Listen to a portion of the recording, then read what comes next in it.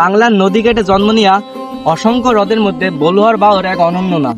প্রাকৃতিক সৌন্দর্য, মানুষের জীবিকা এবং ইতিহাসের অজানা রহস্য সব মিলে এটি ঝিনাইদহ জেলার এক অজানা ঐতিহ্য। তবে শুধু ইতিহাস এবং ঐতিহ্যে কিন্তু এটি সীমাবদ্ধ নয়, একই সাথে হয়ে উঠেছে ঝিনাইদহ জেলার ভিতরে অনেক জনপ্রিয় একটি বিনোদন কেন্দ্র। প্রতিনিয়ত এই সৌন্দর্য উপভোগ করতে আসে ঝিনাইদহ জেলা সহ বাংলাদেশের বিভিন্ন জায়গার লোকজন, যেখানে প্রতিটি বিকেল গড়ে ওঠে বন্ধু বান্ধবের গল্প এবং গানের আড্ডায়। সাধারণত বাওর বলতে বোঝায় মৃত নদীর ধারা থেকে গড়ে ওঠা হ্রদ। বলুয়ার বাওরও তেমনই একটি প্রাকৃতিক সৃষ্টি। বহু বছর আগে নদীর গতিপথ পরিবর্তিত হয়ে এই বিশাল জলাধারার জন্ম নেয়।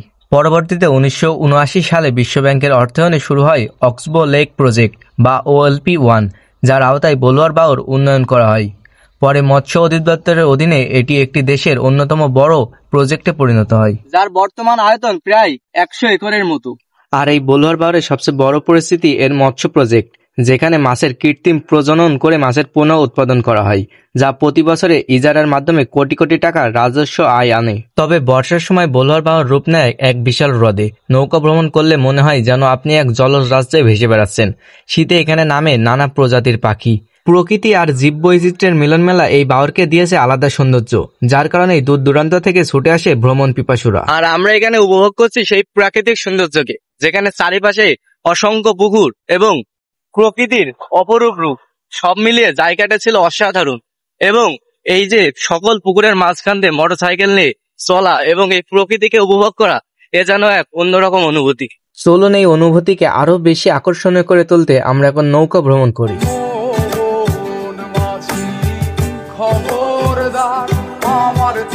একজনের জন্য মাত্র 50 টাকা দিয়ে কিন্তু আমরা উঠে পড়লাম এই ছোট্ট নৌকায়, যেখানে শুধু আছি আমরা দুইজনেই। এই বলুয়ার মৎস্য প্রজেক্টের একটি অসাধারণ বিনোদন এবং অনুভূতির একটি জায়গা হলো এই নৌকা ভ্রমণ। এই যে পুরো বাওরের মাঝখানে ছোট একটি নৌকা নিয়ে আমরা কিন্তু বেরিয়েছি ঘুরতে। যদিও সন্ধ্যা হয়ে গেছে, কারণ আমরা আসতে একটু লেট করেছি এবং ওই পাশে মাছ চাষের যে পুকুরগুলো আছে সেখানেও আমরা অনেকটা সময় পার করেছি। তো আপনারা দেখতে পাচ্ছেন এই যে পুরো বাওরটা কিন্তু মাঝখানে শুধু একটা ছোট নৌকার ভিতরে আমরা ভেসে বেড়াচ্ছি। এর অনুভূতিটা কিন্তু আপনারা এখানে না আসলে বুঝতে পারবেন না।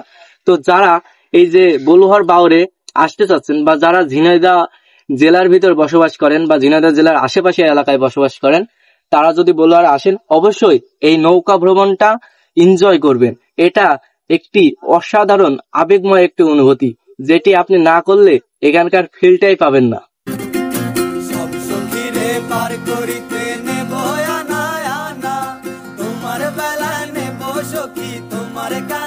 হটে ফিল চিল চিল পুরো চিল হবে। কথা বলো, স্টিমার যাচ্ছে। এই যে আমাদের পাশ থেকে চলে যাচ্ছে অনেক বড় একটা চায়নায় যাওয়া লঞ্চ, ঠিক আছে? এই লঞ্চ গুলো কিন্তু আমাদের মতো এমন আস্তে আস্তে চলে না, ওটি কিন্তু মোটর দিয়ে চালিত একটি যান, যেটি এই বাওর থেকে চলে যাবে সরাসরি চায়নার অংজং উং বাওরে, ঠিক আছে?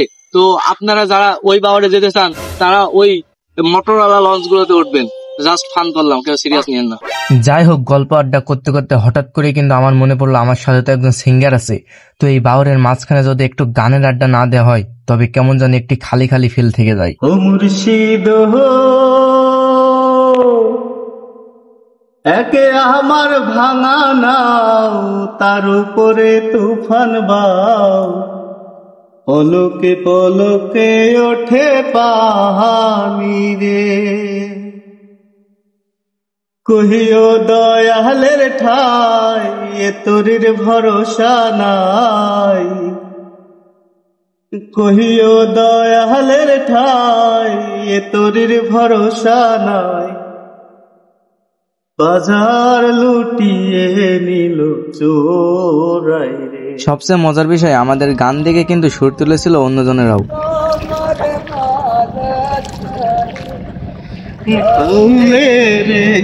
মনটারে তোর বাহিরে অন্তরে অন্তরে আছো তুমি হৃদয় জুড়ে,